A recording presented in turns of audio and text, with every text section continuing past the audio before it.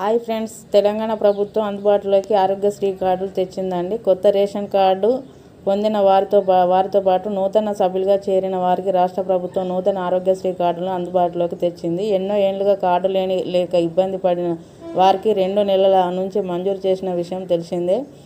వారికి రేషన్ కోటాను కేటాయించడంతో సన్నబియ్యాన్ని తీసుకుంటున్నారు. ఇంతవరకు బాగానే ఉన్న వారికి వైద్య జబ్బు చేస్తే ఉచితంగా ఆసుపత్రుల్లో వైద్య సేవలు అందించడానికి Rajiv Aarogyasri health care test పేరిట రాజీవ్ ఆరోగ్యశ్రీ కార్డులను అందుబాటులోకి తీసుకొచ్చింది.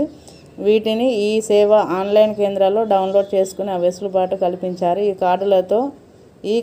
కార్డులతో 10 లక్షల వైద్య సహాయంతో పాటు అన్ని రాజీవ్ ఆరోగ్యశ్రీ అనుబంధ ఆసుపత్రుల్లో సేవలు అందించేలా చర్యలు చేపట్టారు.